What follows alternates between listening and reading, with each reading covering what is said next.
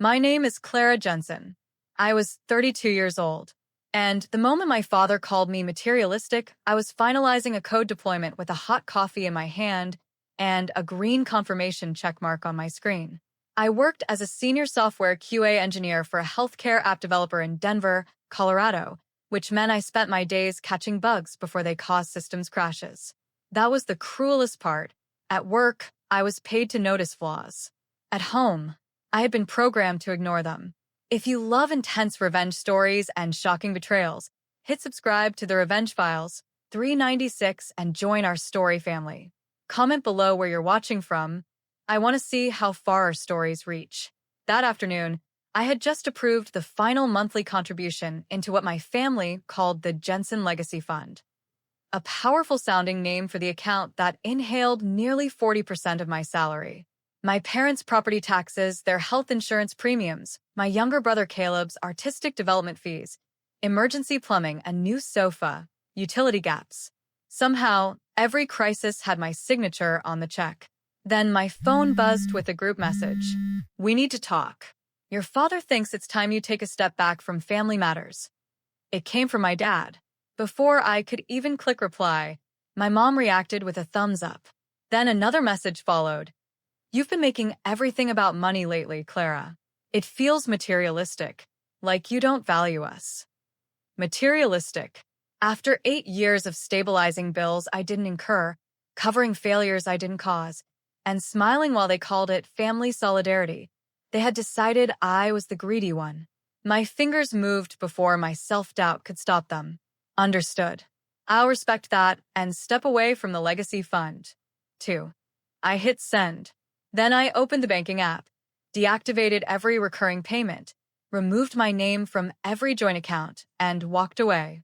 No money, no safety net, no quarter. The first call came 4 minutes later. I let it ring, the second before I could stand up. By the time I reached the break room, my phone had lit up 16 times, and each vibration felt like a fist hitting a door I had finally locked. I turned the screen face down. For 8 years, I had been the emergency cash injection whenever life got real. Now, they were about to learn that emergency cash injections don't work after you insult the banker. At 4:03 p.m., my dad texted, "Don't be childish." At 4:11, my mom wrote, "Clara, this is serious. No one meant forever." At 4:25, my brother Caleb sent, "Can you at least wait until the deposit for my studio time is processed? I can't book the musicians." That message told me everything. Not, "Are you okay?" Not, "We're sorry." Just, "Can you keep paying until this doesn't affect me?" I closed my eyes and remembered the first time I had agreed to help. I was 24, just starting my career, making barely enough to save. My dad said the property taxes were short, just this once. My mom promised it was an isolated crisis. Caleb needed art supplies to build his portfolio. I skipped replacing my tires and sent the money. That was the beginning. Just this once became every month. Emergency became routine. Family loyalty became Clara's obligation. By 5 o'clock, I had canceled the family phone plan I was paying for, revoked authorization for their utility company to draft my account, frozen the credit line my dad used for home repairs, and removed myself from the lease on Caleb's studio space. I did it methodically, legally, and cleanly. No shouting, no threats, just boundaries in the form of confirmation emails. When I walked out of the building, the mountain air felt clean. My phone had 42 missed calls. I drove home in silence. Part of me expected crushing guilt. Instead, something stranger happened. Silence. Not happiness exactly, but space. Halfway through my morning coffee, my best friend Liam called. He was a social worker, the kind of person who could hear codependency from a mile away. "You did it," he said. I gave a nervous laugh. "I think I just got exiled from the family bank." "No," he said. "You stopped funding people who were exiled from reality." I wanted to argue, but I couldn't because deep down I knew he was right. Then my phone buzzed again. This time it was my dad. "You have until tomorrow morning to fix this. Don't make us regret trusting you." I stared at the message. Trusting me. They had not trusted me. They had extracted from me. and then called me materialistic when I finally noticed. I typed one sentence back. I already fixed my part. Then I turned my phone off. The next morning, I woke up to 95 missed calls and a bank alert showing that a major payment to their property management company had failed at 7 a.m. That was the first fracture. By noon, the fractures had become a total collapse. The first real consequence came via voicemail from my father. And before I even played it, I could tell from the length that pride had been replaced by panic. It was 3 minutes and 40 seconds long. He started with accusation, moved into betrayal, and ended with something close to begging. Clara, the mortgage payment failed to reverse the transfer before we got a fee. Your mom's prescription supplement payment didn't process either. And Caleb's studio canceled his time. You can't just stop everything without warning. Without warning. That phrase almost made me laugh. I had warned them for years, just not in those exact words. I warned them every time I said I was burned out. Every time I said I needed to save for my own home. Every time I said I could not keep supporting 3 adults and 1 perpetual adolescent on 1 paycheck. They heard the sound of my voice, but never the meaning. I almost replied, "No, you can't believe I stopped letting you do it to me." But I did not. I was learning that not every truth needed to be shared immediately. Sometimes the strongest answer is a quiet phone and a locked wallet. At work, I forced myself into my routine. I tested code, caught bugs, and investigated data discrepancies. It should have felt mundane, but it became an anchor. Every fixed error reminded me that my life could have order. Every completed sprint reminded me that I was capable of building something that did not revolve around saving people who resented being saved. But the guilt still came. It hit when I walked past a pharmacy. It hit when I saw a young artist carrying a canvas and thought of Caleb. It hit at midnight when I almost turned my phone back on just to check if they had fallen apart completely. Then I remembered the thumbs up. They had voted me out when they thought I would still pay the bill. On Friday, Liam came over with takeout and found me sitting on the floor surrounded by old bank statements. "What are you doing?" "Counting." "Counting what?" I held up a folder. "Everything." We spread the papers across my table. Mortgage contributions, property taxes, Caleb's studio fees, his health insurance, parents' deductibles, grocery bills, loans that were never repaid. The total made Liam sit back in shock. $165,000 over 8 years. And that did not include the vacations I skipped, the retirement contributions I never made, or the down payment I never saved for my own home because I was too busy protecting theirs. "Clara," Liam said quietly, "this is not supporting. This is extraction." I looked at the number until my eyes burned. Extraction. That was the word. They had not leaned on me during a hard season. They had built a lifestyle with my career as the foundation. That afternoon, Caleb texted me privately. "Dad says you're trying to ruin my life because you're jealous I have a passion." I stared at the screen and felt the last soft place in me harden. Jealous. He thought I envied his dependence. He didn't understand that I had been buying his passion with my ambition. I typed, deleted, then finally sent. "I'm not jealous of a life I financed. I hope you learn what things cost." He did not respond. 2 days later, my parents' second car, the luxury sedan my father loved, disappeared from their driveway. I found out from their neighbor, Mr. Henderson, who called because he was concerned. "Your father was yelling at the repo man, Clara. I thought you should know." I thanked him, hung up, and sat very still. Part of me was sad. Another part of me knew the truth. That sedan had been more important to my father than apologizing. And now even the sedan was gone. A week after I canceled the fund, my father sent a message that looked polite enough to fool anyone. "We need to talk. Family meeting. Saturday at 5. Not please. Not can we. A command wearing a button-down shirt. I almost ignored it, but Liam said something that stayed with me. "You don't have to go to rescue them, but maybe you should go to witness what your absence revealed." So on Saturday, I drove to the house where I grew up, parked at the curb instead of the driveway, and sat in my car for a full minute. The porch light was off. The lawn was overgrown. That house had always looked stable from the outside, the way my family had always looked loving from a distance. Up close, both were falling apart. My mother opened the door. Her face looked tired. Inside, my father sat at the dining table with papers arranged in neat piles. Caleb sat on the couch with his arms crossed. No one hugged me. No one apologized. My dad pointed to the chair across from him. Seat. I stayed standing. Say what you need to say. His jaw tightened. This attitude is exactly the problem. My mom whispered, Clara, please. We're exhausted. So was I said. The room went silent. My dad tapped the papers. You cut off payments that affect this family. You humiliated us. The car is gone. Caleb's future is derailed. Do you understand what you've done? I looked at each of them. Yes. I stopped paying for things that were never my responsibility. Caleb shot up from the couch. My future is not things. Then treat it like your future. Apply for grants. Get a job. Create a payment plan in your own name. I worked through my career. You can work through yours. His face twisted. You always think you suffered more than everyone. That one landed. Not because it was true, but because it proved how little he had seen me. I turned to my parents.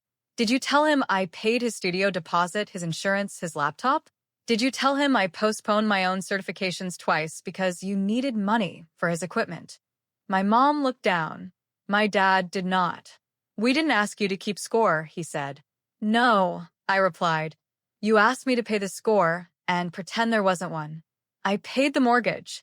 I covered your overdrafts. I paid for the car repairs. I paid for mom's medical supplements. I gave up savings, vacations, dates, sleep, and peace. And after all of that, you sent a group text calling me materialistic. Then you told me to take a step back. My dad stood.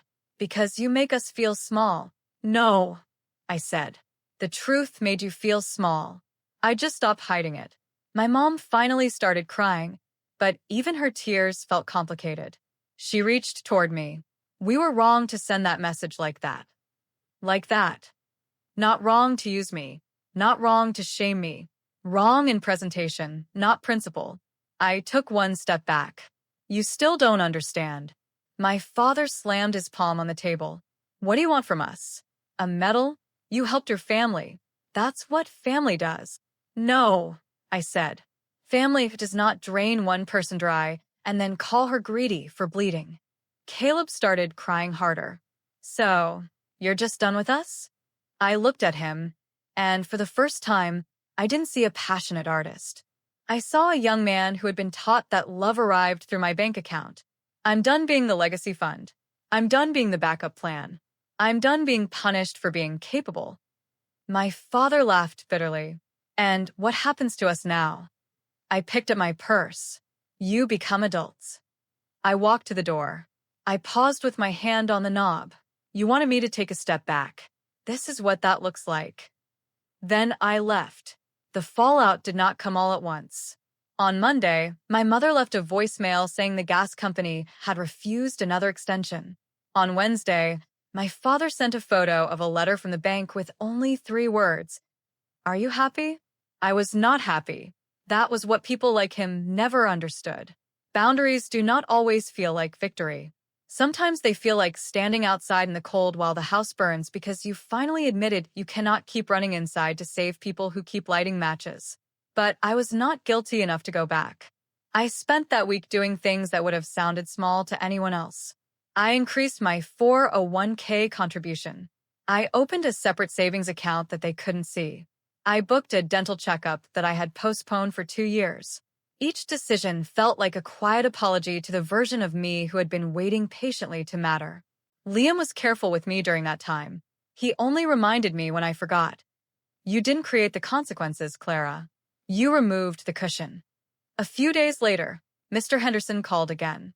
They sold the boat. Your mother said they should have listened to you sooner. I thanked him and tried not to react. The boat. My dad loved that boat. He bought it 5 years earlier, then asked me to cover the maintenance because of cash flow issues. Now the boat was gone, and I felt something close to justice. Comfort built on someone else's sacrifice eventually sends the bill to the right address. Then came the message from Caleb. I met with the library. I got a job as a page. It's not much. I don't know what to do about the phone bill. This was different. No demand, no insult. Just confusion, fear, a crack in the entitlement. I wanted to answer. I wanted to help. But I remembered the old pattern. One soft message, and I would be back in the machine. So I wrote carefully. Follow their training. Looking responsible is not worse than being dependent. I won't pay your bill, but I will help you write a budget. That became the new rule. Advice, not money. Support, not rescue. Love, not surrender. My parents hated it. My father sent. So now you're the consultant. I answered. Neither. Caleb, however, sent screenshots of budget spreadsheets. He admitted he didn't know how much he owed. That confession hurt. Not because he was cruel, but because he had been kept ignorant by convenience. My parents had taught him not to look at price tags because I was always standing between him and reality. But while Caleb was beginning to change, my father was getting worse. Pride, I learned, can survive almost anything except proof. And I had become proof that he was not the provider he claimed to be. The final explosion came on a Sunday evening. My mother called me from a neighbor's phone. Her voice was raw. Clara, your father took my phone. He said I was poisoning Caleb. Are you safe? Mom, you need to call a real support line, but I'm not sending money. She hesitated. I didn't ask for money. The silence that followed told me I was right. Not yet. Then she whispered, I'm sorry. I did not answer immediately. The words were too small for the damage. What are you sorry for? For letting you become the parent in this family. That sentence broke something open. Not enough to go back. Enough to grieve. I sent her numbers for counseling and financial resources. I told her I loved her, but love would not be wired through my bank anymore. 3 months later, the Jensen Legacy Fund no longer existed. By then, the damage had settled into reality. My parents sold the boat. They picked up contract work. Caleb kept the library job. None of it was glamorous, but it was real. My father did not apologize for months. Then one Thursday evening, he finally called. Stiff. Formal. Lillian. Dad. A long pause. Finally, he said, I handled things badly. I called you materialistic because I was ashamed. You were doing things I should have been doing. It was not the perfect apology. It did not return the money or the years. But it was the first time my father had admitted the problem without making me carry it. Thank you for saying that, I said. I'm not ready to pretend everything is fine. I don't expect money. We agreed to meet for breakfast. Public place. No financial requests. If he raised his voice, I would leave. If he blamed me, I would leave. If he asked for money, I would leave. He agreed. I put the old family photo back in the box. Healing did not require hatred. It required accuracy. Love was no longer allowed to bankrupt me. So if you have ever been the responsible one, the backup plan, the quiet fixer, the person everyone calls only when something breaks, I want to ask you this. How long will you keep calling it love when it is costing you your life? Comment below if you have ever had to choose yourself. Because sometimes the day they say, take a step back, is the day you finally step into your own life.